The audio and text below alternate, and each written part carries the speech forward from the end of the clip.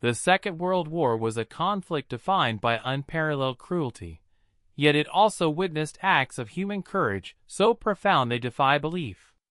Among the countless heroes who resisted the Nazi regime, the story of one Polish cavalry officer, Witold Pilecki, stands completely alone in its calculated audacity. Following the swift and brutal invasion and occupation of Poland in 1939, the German forces began systematically dismantling Polish society, targeting its intelligentsia, military, and political leaders. To execute this plan of cultural and political annihilation, they established a network of concentration camps across the occupied territories. One of the earliest and most infamous was established in the abandoned Polish army barracks near the Polish town of Auschwitz, which would soon be internationally known by its German name, Auschwitz. In the early summer of 1940, horrifying, though often vague, whispers of the camp's brutality began reaching the Polish underground resistance, known primarily as the Home Army. These early reports spoke of starvation, random torture, summary executions, and inhuman conditions, but they desperately lacked the concrete, verifiable details needed to galvanize international action. The resistance command faced a profound dilemma. How could they obtain irrefutable, eyewitness evidence from inside a high-security Nazi installation? Witold Pilecki, a veteran of the Polish-Soviet War and a distinguished officer, presented a proposal that was met with initial disbelief and deep concern. His plan was not to orchestrate a prison break, but to willingly go in. He volunteered for a mission so dangerous and unique that it had no precedent in the history of warfare. He would deliberately allow himself to be captured, infiltrate Auschwitz, organize an internal resistance network, and then send out regular intelligence reports detailing the absolute truth of the atrocities within. His ultimate goal was to prove the full scale of German barbarism and potentially prepare the prisoners for a future uprising should the opportunity arise. The operation was codenamed Report Witold, or the T-Plan. Pilecki spent several tense weeks preparing, understanding perfectly that this was a near-suicidal undertaking. He meticulously secured fake identity documents under the assumed name, Tomasz Serafiński, and gathered last instructions from his command. The date of his deliberate capture was set for September 19, 1940, the day of a massive German street roundup in the occupied Polish capital of Warsaw. Pilecki intentionally placed himself in the middle of a street in the Zalibor district, a known area for the German operation. As German soldiers, backed by SS units, swept through the area, aggressively rounding up thousands of innocent civilians to fill the burgeoning capacity of Auschwitz, Pilecki stood his ground. He was seized, beaten, and eventually loaded onto a filthy truck with other captives. He had successfully crossed the threshold into the most brutal environment in Europe, a volunteer soldier beginning his secret war deep behind enemy lines. As he entered the camp for the first time, he was registered as a political prisoner, receiving the anonymous identity of a number, 4859. The world would not fully grasp the institutionalized horror of Auschwitz until years later, but thanks to Pilecki's sacrificial act, the first seeds of truth were already being planted inside its terrifying walls. The journey from Warsaw to the gates of Auschwitz was horrific, a brutal introduction to the fate awaiting the prisoners. Crammed into cattle cars for days, without food, water, or sanitation, the captured civilians endured physical agony and psychological dread. When Witold Pilecki and the transport finally arrived at the camp, they were met not by formalities, but by sheer, organized violence. SS guards and brutal criminal prisoners known as capos, armed with whips and clubs, screamed at the new arrivals, beating them indiscriminately as they stumbled from the trains. This savage welcome, often referred to by the SS as the baptism, was designed to immediately strip the men of their identity and shatter their will, establishing the absolute, terror-driven authority of the camp. Pilecki, now officially prisoner 4859, endured the beatings while trying to subtly identify faces of potential allies, men who seemed resilient or disciplined, for his secret mission. The process of registration was a profound act of systematic dehumanization. The prisoners were immediately stripped of their civilian clothes, their heads and bodies were shaved, and they were subjected to a brief, chaotic shower, a perverse ritual of cleansing before their descent into filth. Pilecki received his thin, striped prison uniform, and was officially reduced to a mere number. The living conditions were an immediate death sentence for many. The prisoners were crammed into filthy, wooden barracks, often sleeping 3 or 4 to a bunk, and suffering from chronic starvation. Their meager daily ration of thin soup and small bread portions was barely enough to sustain life, let alone the relentless pace of heavy labor. Work was ceaseless and backbreaking, often involving pointless tasks designed solely to punish and exhaust. Disease was rampant, and the casual sadism of the capos and SS men ensured that any perceived infraction, even moving too slowly, resulted in swift and often fatal torture or execution. Yet, despite the overwhelming terror, Pilecki did not falter. His mission was paramount. Within days of his arrival, he began the painstaking work of fulfilling the primary objective of his infiltration, building the secret organization. He knew that for his reports to be effective, he needed multiple sources, and for the prisoners to survive, they needed a lifeline of moral support and organization. He discreetly sought out trusted individuals, former officers, scouts, and members of the Polish intelligentsia, testing their resolve and loyalty under extreme duress. This network became known as the Military Organization Union, or ZW.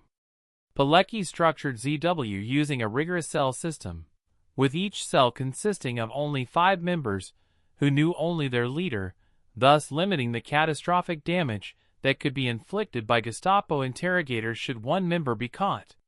The immediate goals of ZW were focused purely on survival and morale, smuggling in better food and medicine, spreading vital information and news from the outside world, and organizing small acts of resistance against the brutal hierarchy. Pilecki was no longer just prisoner 4859. He was the secret commander of a growing army within the camp, ready to fight the darkness from the inside. Witold Pilecki's initial success in forming the Military Organization Union, ZW, was immediately met by the harsh, accelerating realities of life in Auschwitz. As 1940 transitioned into 1941, the German policy within the camp rapidly shifted from brutal confinement to systematic extermination, meaning the greatest challenge was no longer organizing men of courage, but simply keeping them and their mission alive. The camp's population swelled with new transports, and the SS guards' brutality escalated dramatically. Pilecki was forced to constantly adapt his strategy. His 5-man cell system proved its worth, acting as a crucial defense against betrayal and discovery by the Gestapo, who maintained an extensive and terrifying counterintelligence network within the prison walls. ZW members spread quietly throughout the various work details, known as the commandos, which often determined a prisoner's chance of survival. By infiltrating vital areas like the camp hospital or revier, the kitchen, the warehouses, and even the administrative offices, the organization was able to achieve its 2 main objectives: facilitating survival and gathering crucial intelligence. The infiltration of the camp hospital was one of Pilecki's most critical achievements. By recruiting sympathetic doctors and orderlies, often Polish political prisoners themselves, ZW was able to save countless lives by falsifying illness reports, distributing extra smuggled medical supplies, and even delaying or preventing the dreaded selections for those deemed unfit for labor. On the intelligence front, ZW became a dedicated espionage hub. Members meticulously documented the names of the most sadistic SS officers and brutal capos, mapped the camp's confusing layout, and recorded the details of the increasingly systematic methods of mass murder. Every piece of information was written down on tiny, fragile scraps of paper, often hidden inside hollowed-out items, like pencil leads, or carefully rolled and sealed inside makeshift containers. The sheer danger of this work cannot be overstated. Discovery meant being tortured to death by the Gestapo in the notorious Block 11, the camp's designated bunker for punishment, without even the dignity of a formal trial. The most vital and complex task was finding a reliable channel to the outside world. This was solved by coordinating with external units of the Polish Home Army and utilizing the rare opportunities presented by work details outside the wire, or, most daringly, through successful escapees who carried the truth in their minds and hands. In April 1941, the first major intelligence package, known as Pilecki's report, was successfully smuggled out of Auschwitz. This report provided the Polish Home Army Command with the first concrete, horrifying evidence of the camp's scale and operations, detailing the appalling conditions, the massive death toll from starvation and torture, and, most chillingly, the initial experiments with the poison gas Zyklon B that were just beginning to be used for mass extermination. The report was eventually relayed to the Polish government in exile in London, making Pilecki one of the very first people to officially inform the Allies about the true, apocalyptic nature of the Nazi concentration camp system and the unfolding Holocaust. He had done the impossible, survived, organized, and spoken the truth from the very silence of the abyss. The reports meticulously smuggled out by Witold Pilecki and his military organization union, ZW, were the most detailed and shocking intelligence the Home Army had yet transmitted to the West. The reports confirmed that the camp at Auschwitz was not merely a large prison, but a place of systematic mass murder. However, the tragic reality for Pilecki was that the truth he risked his life for was simply too immense for the Allied powers to immediately accept. When the Polish government in exile in London received the initial documents detailing starvation, systematic torture, and the first uses of poison gas, some British and American intelligence analysts dismissed the claims as exaggerated propaganda or the hysterical accounts of suffering prisoners. The reports described atrocities on a scale that defied human comprehension, and because of this very magnitude, they were often filed away or afforded low priority, leading to a silence that deeply frustrated the underground resistance. This failure of the outside world to act had immediate, devastating consequences for those trapped inside. As the scale of the Nazi extermination program grew throughout 1941 and 1942, Auschwitz rapidly expanded. The construction of the vast adjacent camp, Auschwitz-Birkenau, also known as Auschwitz II, signaled the transition from execution by starvation to industrialized mass killing. Transports began arriving from all corners of occupied Europe, carrying Jews, Soviet prisoners of war, Roma, and countless others slated for immediate murder. The initial Polish political prisoners, including Pilecki, now watched as the camp's primary function changed into the centerpiece of the Holocaust. Pilecki described the arrival of these transports and the horrifying procedure of selection on the platform as a chilling display of systematic depravity, a sight that confirmed his greatest fears about the true scope of the Nazi plan. Pilecki and ZW were now operating in an environment that was exponentially more deadly. The arrival of the gas chambers meant that many new prisoners, who were potential recruits or sources of information, were killed within hours of arrival.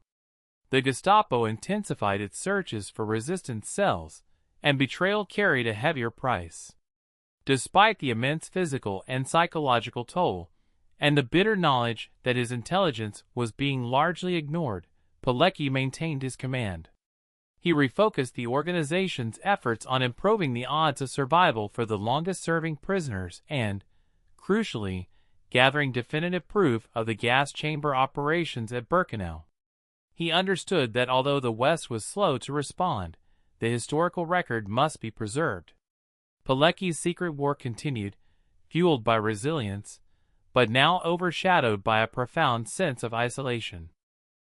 By the spring of 1942, Witold Pilecki was trapped in the epicenter of the Holocaust, his mission having transformed from merely reporting on a prison camp to documenting an industrialized engine of death. Having survived 2 full years under the brutal number 4859, Pilecki possessed an intimate knowledge of the camp's entire monstrous apparatus.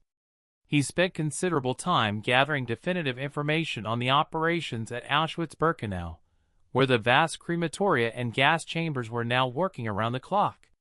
He described in meticulous detail the process of unloading, transports, the deception, the ruthless selection, and the horrific mass murder carried out using the crystalline cyanide pesticide Zyklon B. The scale was so unimaginable that Pilecki's reports from this period are some of the most chilling historical documents in existence, moving beyond generalized suffering to record the technical mechanics of genocide. Pilecki's reports also detailed the depraved and deadly medical experiments conducted by SS doctors on prisoners, particularly in the hospital wards, where he had contacts within the Military Organization Union, ZW. The experiments often focused on sterilization, forced infection, and disease resistance, resulting in the torturous deaths of countless victims who served only as test subjects. Furthermore, the constant threat of summary execution was an omnipresent reality. Pilecki personally witnessed the horror of Block 11, the camp's bunker of death, where prisoners were starved, subjected to standing cells, and led to the infamous execution wall outside the block.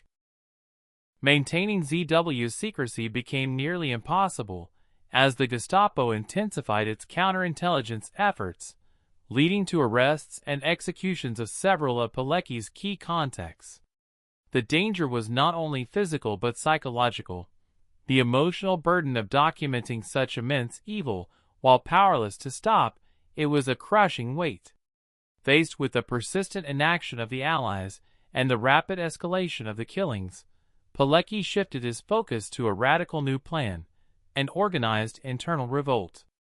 By late 1942, ZW had grown into a formidable force of hundreds of disciplined members spanning almost every sector of the camp, including strategic positions in the commandos and within the administration. Pilecki began planning a coordinated uprising, hoping to capture the camp and hold it long enough for the Home Army to provide military support from the outside. However, the external support never materialized. The Home Army leadership regretfully concluded that a frontal assault on a camp as heavily fortified as Auschwitz would be suicidal for both the rescuers and the surviving prisoners. As the dragnet of the Gestapo tightened and the possibility of ZW being fully compromised grew, Pilecki realized his time inside was running out. His value as an intelligence source now dramatically outweighed his use as a potential rebellion leader, and he needed to escape to share his accumulated, definitive proof directly with the outside world. By early 1943, Witold Pilecki had endured 947 days inside Auschwitz, and his mission had reached a critical impasse. He had achieved the seemingly impossible. He had infiltrated the camp, established the Military Organization Union, ZW, and smuggled out vital reports detailing the full scale of the Holocaust, including the use of Zyklon B. However, the Allies were still slow to act on the catastrophic intelligence, and the Home Army had vetoed his desperate plan for a mass internal revolt, deeming it militarily impossible. With the Gestapo closing in, and the constant threat of a massive ZW purge looming, Pilecki was faced with a stark truth: he was more valuable outside the wire, carrying the definitive, eyewitness account, than remaining inside to be inevitably captured and silenced. It was time for a forced, unauthorized departure. The idea of escape was inherently suicidal. The vast, electrified perimeter fences, the constant patrols of the SS, and the brutal punishment meted out to any captured escapee, which included executing their entire cell block, meant the risk was astronomical. Pilecki chose to exploit a weakness he had identified: the camp bakery, located just outside the main perimeter. He secured a transfer to the night shift of the Bakery Commando, a work detail that operated beyond the immediate sight of the watchtowers, though still inside the overall compound. He selected two trusted members of ZOW to join him, Jan Redzig and Edward Sheshelski, knowing that the success of the escape would rely entirely on absolute trust and coordinated action under extreme pressure. The escape was meticulously planned for the night of April 26 to 27, 1943. The plan was simple but required split-second timing and exceptional luck. The bakery detail was allowed a brief rest period after the final evening bake. Pilecki and his two comrades would use that short window to overpower a guard, or more likely, to simply ensure he was locked out of the critical area, cut the external telephone line to prevent immediate alarm, and then escape through a back storage door. They used tools smuggled in by ZOW members to disable the door's lock. Their clothes would be easily identifiable if they were spotted, so they carried civilian clothes, meticulously prepared by the underground network, hidden under their uniforms. The primary concern was the immediate proximity of the main guard posts, and the sheer speed with which the SS would organize the pursuit. Pilecki was not just escaping for his own survival, he was breaking out to continue his fight, carrying the full, horrific truth of Auschwitz with him. His greatest gamble was about to begin. The night of April 26 to 27, 1943, was cold and moonless, providing the perfect cloak of darkness for Witold Pilecki's desperate gamble. With his two trusted comrades, Jan Redzig and Edward Sheshelski, Pilecki moved silently through the camp bakery. The tension was suffocating. A single misstep or a careless sound would lead to immediate death. Using tools and a makeshift key that had been smuggled in by the Military Organization Union, ZW, Pilecki worked quickly to bypass the lock on the heavy back door that led directly outside the compound.